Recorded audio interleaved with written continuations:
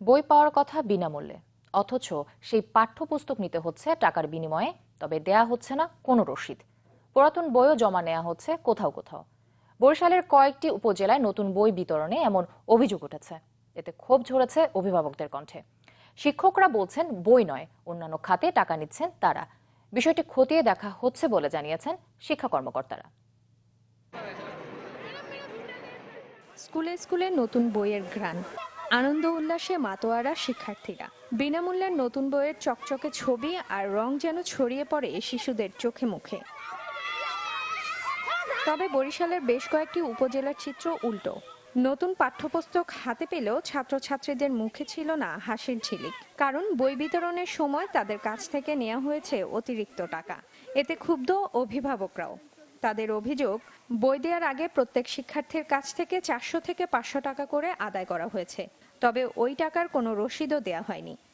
টাকা না দিলে বই দেয় না, কইছে টাকা নিয়ে হোক বই নাও। এরপর সব বই দেয় না, বই 9-10 খান দেয়, আর বই বলে শর্ট। খেলাধুলার চাইয়া মিলাদের নবী চাইয়া ওইটা আর কি আমরা 500 টাকা বলছে, আমি 450 টাকা দিছি। তবে শিক্ষকরা জানান, ম্যানেজিং কমিটির নির্দেশে ক্রীড়া প্রতিযোগিতা, ঈদে মিলাদুন্নবী ও পূজা সহ কয়েকটি খাতে টাকা নেওয়া হচ্ছে। নতুন বইয়ের জন্য কোনো টাকা নেওয়া হচ্ছে না বলেও দাবি শিক্ষকদের। টাকা না আনলে বই দেওয়া হয় না, এটাও সম্পূর্ণ ভিত্তিহীন।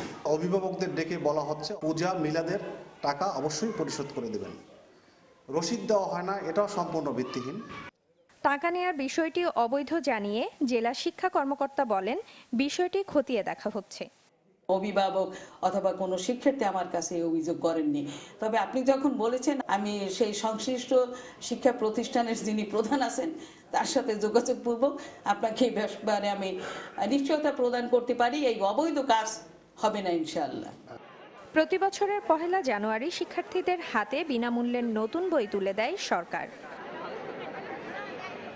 Desk report, channel 24।